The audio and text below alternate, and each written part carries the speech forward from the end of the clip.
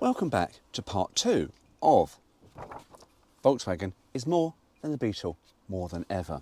As I say, it's quite a long brochure, and I have no idea how long that first part went on for, but it did not feel like I was going on for a long time. The fact that I've had to replace the GoPro battery, you sort of go, bloody hell, Stuart, you didn't half talk.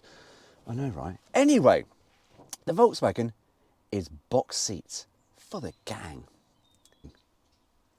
Are you the kind of person who travels with the crowd, or who packs so many odds and ends that you need more than a car? You need a big box. If so, maybe it's time you were introduced to the VW station wagon. Some people call it the box, because that's what our station wagon looks like, a big box. But don't laugh. Did you ever notice how many things you can put in a box? Like people. Bit like a coffin, really, isn't it? You've got a coffin, it's a box. You can put a body in there. There we go. These Volkswagen T2 bay window things, basically coffins. My words, not theirs. Oh, anyway, I went off topic then. Like people, as I've just said. 7 of them, or an optional 8 or 9, if you'd like us to arrange it that way. There we go. And even after the whole gang has been seated, there's still an additional 35 cubic foot of space in the rear, not to mention the extra headroom, legroom and shoulder room, making for a very comfortable ride. Now, see, it's quite amusing. I'm going to go slightly off topic here because they talk about the standard was a 7 and then you could opt it for 8 and 9. In England, Devon, they made these as a 12-seater. God! Can you imagine 12 burly builders in one of these? Because they did some hacking around in some side panels to put these extra seats in, these extra jump seats. 12 people in one of these. I mean, these aren't sprightly with just a camper unit and 2 people up front. So imagine how... Oh, it doesn't bear thinking about, does it? Anyway, what if you've got more cargo than people? No problem. Remove the 2 rear seats and you have a full 176 cubic foot of space, and there's 3.5 by 4 foot wide sliding door to help you pack and unpack. Now, one thing they weren't able to do in America later on, the split screens you get them, but you'll find it quite hard to find a bay window in America as a panel van. It's the chicken tax, and chicken tax, I think that law or that thing still stands to this day. But yeah, look it up if you're bored about the chicken tax and why VW would only send these over as station wagons and passenger cars, not their vans, because it was the tax and it made them really, really expensive. So they stopped. Anyway, where was I? I've talked about the door, haven't I? Oh yes. But in spite of all its roominess, the box is still easy to handle. And though it holds more than the conventional wagons, it takes up less parking space. Now, suppose you're carrying a fragile load. Don't worry, each station wagon has 4-wheel independent torsion bar suspension combined with a double-jointed rear axle. That means you can expect a smooth, soft ride, easy road holding and cornering. And even if the gang makes you go out of your way, the station wagon is still economical. Oh Christ, here we go. Because, like all Volkswagens, it gives you more miles to the gallon and a longer run for your money. But they're not going to tell us what the economy is on this time, because I think they realise it's a bit shit. Anyway, so the next time you're travelling with the crowd, put them in a box. And give the gang your best, the VW station wagon. Put them in a box. Let's put them in a box. Oh, now this is a lovely one. It's the camper van. Volkswagen is home wherever you take it. Who said you can't take it with you? Who? Who said that? When you travel in a VW Campmobile, you'll be surprised at how much you can take. That's because we've included all the comforts of home as part of the Campmobile's standard equipment. For example, there's a back seat that opens into a double bed, a side bench that becomes a single bed. Really? That's quite small. Bloody hell, you really? The side bed in one of these? Yeah, if you're about 2 foot in length, Wow, bloody hell. A side bench that becomes a single, yeah. And for one of your youngsters, a hammock. Oh, that goes over the front. But you get the side bench. Really? Bloody hell. No. Back seat. Sorry, I'm just slightly going off topic here. A side bench that becomes a single. Yeah, okay. That's really doesn't make sense. Anyway, there's an icebox, storage space for groceries and utensils, work table, and a 110-volt outlet for appliances that hooks into the outside power source. Then there's our homey decor, curtains on all windows, a 3-way ceiling lamp, vinyl flooring, wood panelling on all walls and ceilings, and screens for the side windows and rear door. Need an extra room?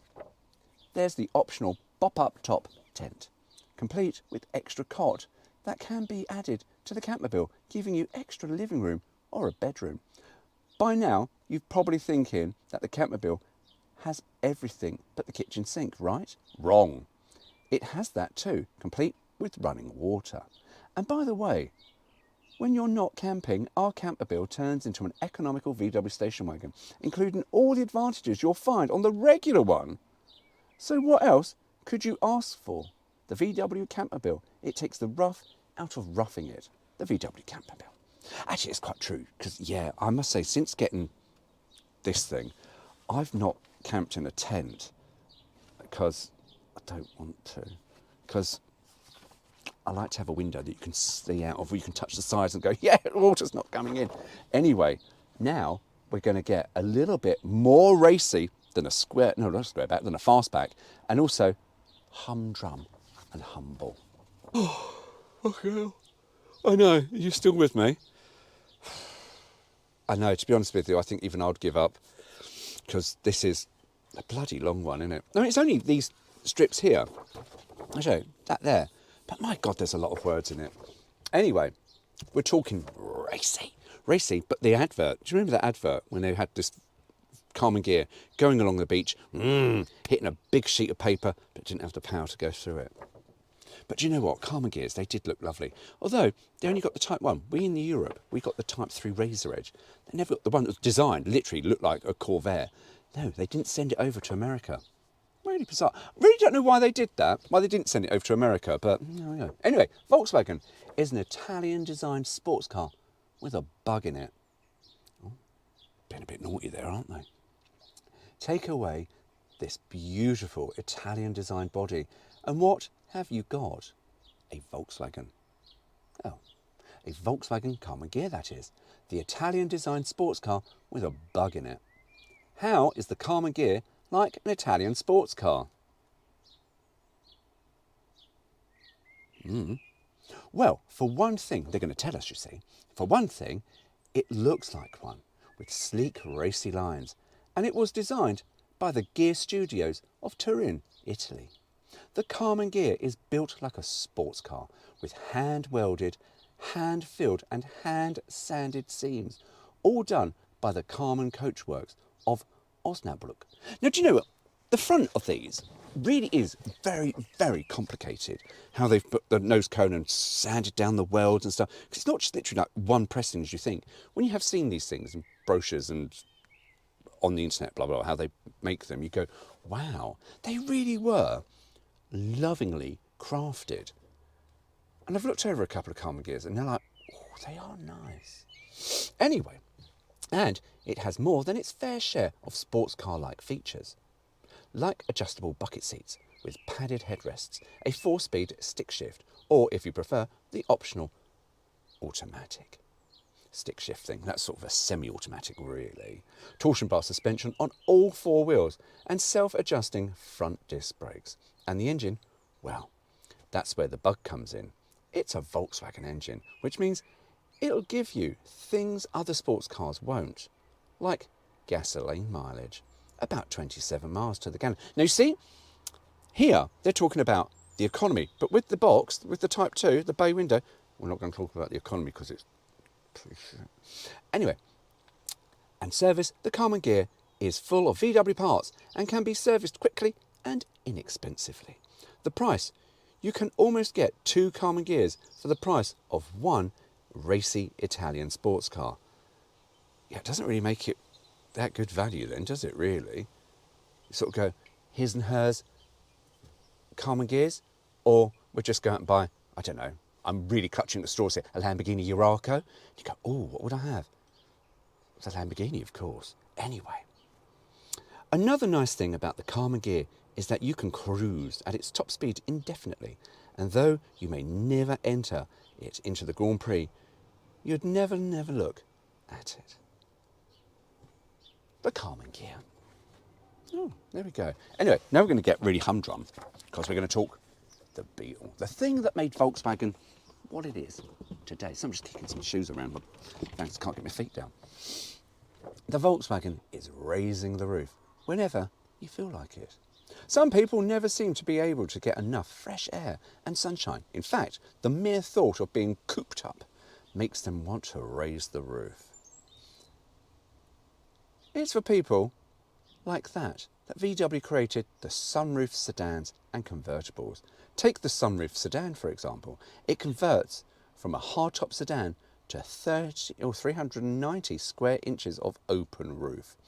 All it takes to slide open the steel door is a quick turn of the crank. Now, do you know, this is quite amusing.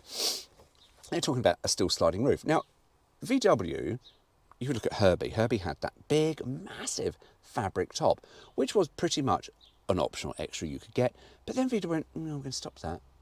We're going to take that option away and then just give you this still sliding roof. When that canvas roof, so much better. But yeah, there we go. Always makes me puzzled, this. And they didn't offer that as an option. They just sort of went, no, we're going to get rid of that now. And they were proper built. They weren't just taking a sedan and just cutting a hole in the top and then putting the bits in. They were proper press moulded roofs with bits and pieces. But yeah, anyway, where was I? 390 square inches, blah, blah, blah, blah, and that's enough. Oh, there we go, open. All it takes is sliding a crank, and that's enough to let a whole lot of fresh air and sunshine in. Now, suppose that you're looking for more sunshine than 390 square inches worth. If that's the case, you can raise the roof all the way in a VW convertible. Now, that doesn't make sense, does it? I want more sunshine. Raise the roof. No, drop the roof, surely. In that case, you can raise the roof. You raise the roof when it's pissing down with rain, like today in a British summertime. The folding top is made of 3 layers, vinyl on the outside, leatherette on the inside, and an insulated padding in between. And it really was quite thick, which is why when you fold out a VW convertible roof, they stuck so high up, because they were just so thick. Lovely. They really did keep in a lot of the heat and stuff. Blah, blah, blah, blah, blah, blah, blah, blah. Anyway, keeping the outside... Oh, hey, let's talk about it here. Keeping the outside and the inside in. The rear window is made of real glass, which means there's no yellowing or splitting. Just shattering if you've got something in the way. And you don't have to pay for expensive automatic operating mechanisms either, because on the VW convertible, they don't exist. Oh, they're making jokes. Yeah, we don't offer you the electric option. Just unclip, fold it down yourself, which, to be honest with you, was pretty much a piece of piss on these. Both the convertible and the sunroof sedan have just about everything the 1971 Super Beetle has. So whichever species of bug you choose, you'll be getting the latest VW improvements along with it, like coil spring shock absorbers, suspension struts, and a smooth, quieter ride. Oh, now, see, they're talking about the Super Beetle, and I've got a bit slightly sidetracked there, because they're talking about the Super Beetle. So here, they're actually talking about the 1302, yet the picture they show is of a 1300. Because the next picture they do show, sometimes slightly off, they do show a 1302, but they're talking about the Super Beetle, which is the 1302. It's one of my favourites. Anyway, where were we? Yeah, like coil springs. We only got that in 1302. Anyway, longer lasting, smoother, quieter ride. An easier handling steering wheel. Longer lasting engine. And of course, good old fashioned VW economy.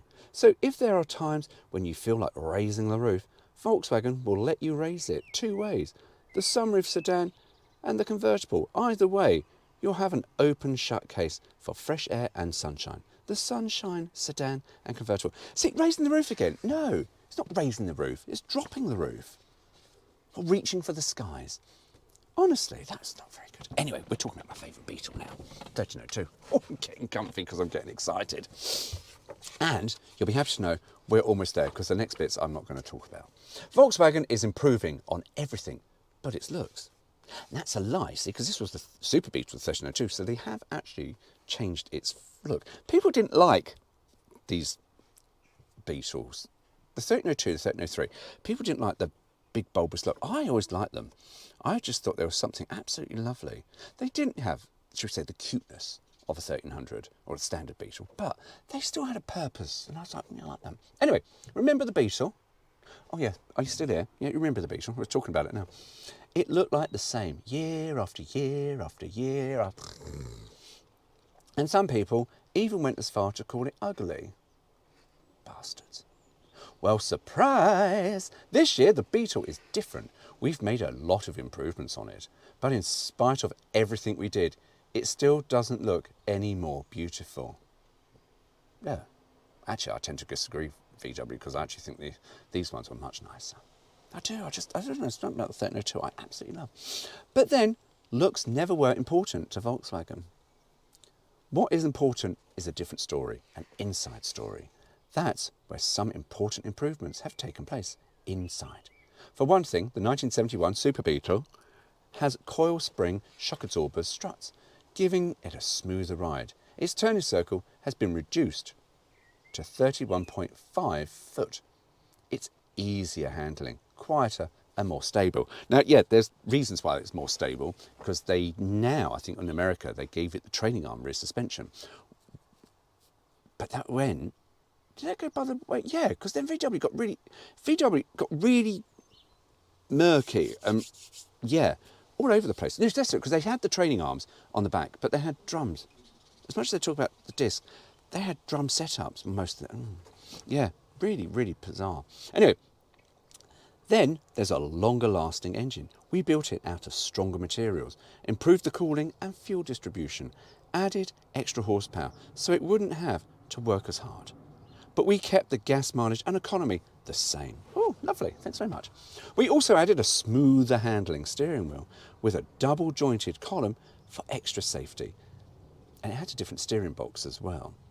My words, not theirs. A wider front track, and you'll hold the road better. And this year, the Super Beetle is a couple of inches longer, increasing the front luggage capacity from 4.9, get ready, to 9.2 cubic foot. All because the spare wheel went from here to there.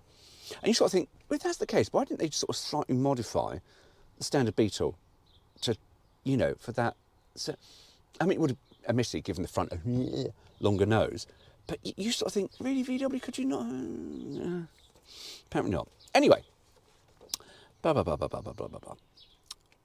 oh yes, all in all, we made about 90 improvements on the 1971 Super Beetle. But that really isn't anything new. We've been improving the Beetle since the day it was introduced, 22 years ago, to make it a highly developed car, as it is today. And though we doubt it will ever be voted prettiest car of the year, people don't seem to mind, because a funny thing happens when the time comes to trade one in. When people see how little it has depreciated through the years, they seem to find it very beautiful. The 1971 Super Beetle. There we go. And then we've got what keeps VW going along, and again, it's VW's diagnostic, or as the Americans called it, Medicar. I still think that's wank. And then we've got some extras that you could get, like air conditioning on VWs, which was very much to say VW of America accessory, not necessarily fitted for Europe. And how they fitted it into these was absolutely dreadfully barbaric, but there we go. And you've got some options and some bits and pieces, and that's it. And there we go. And then we've got, bits and pieces, and 2-year, 24,000 mile warranty in America. Don't think they offered that in Europe, only in America. And you go, bloody hell, but 2-year, 24,000 mile warranty. That was quite impressive back in 1971. So we've eventually, as we get to the end, we find the year. Anyway, If you have, like me, made it to the end, oh, I'm really tired, I really am tired. I need to go for a nap. Yeah. Anyway, mind you go, take care. See you soon. Oh, that was long. Oh, I think I've lost the will to fucking live.